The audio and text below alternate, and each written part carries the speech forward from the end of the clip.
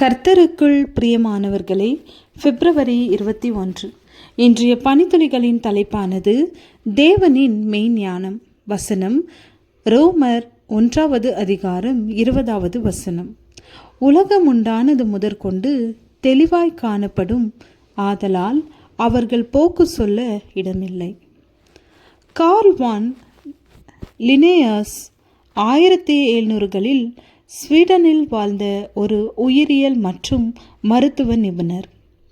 உலகின் எல்லா உயிரினங்களுக்கு பெயரிடுவதற்கும் குழுவாக்குவதற்குமான முறையை உருவாக்கியதற்காக அவர் வகைப்படுத்துதலின் தந்தை என அழைக்கப்படுகிறார். ஆனால் அவரை சிறப்பாக்கியது அவருடைய வலிமையான கிறிஸ்தவ நம்பிக்கை. அவர் கடவுள் ஒழுங்காகவும் நோக்கத்துடனும் அனைத்தையும் படைத்தார் என்று நம்பினார்.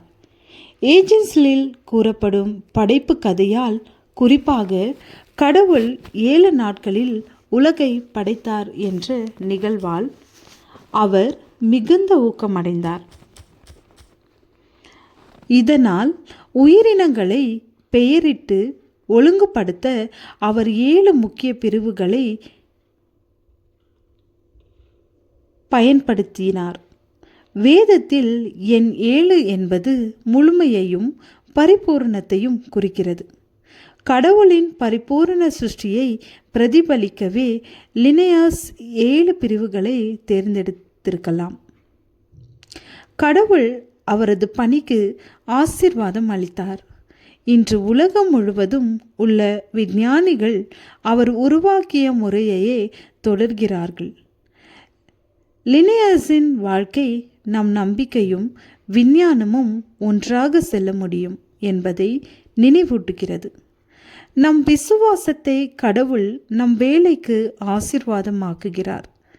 நாம் தேவனை நம்பி அவருடைய வசனத்தை பின்பற்றுகிற போது அவர் உலகத்தில் உள்ள அழகை காணக்கூடிய கண்களையும் சிறந்த காரியங்களை செய்யும் ஞானத்தையும் தருகிறார்.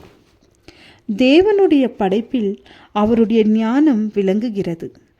வானங்களை ஞானமாய் உண்டாக்கினவரை துதியுங்கள், அவர் கிருபை என்றும் உள்ளது.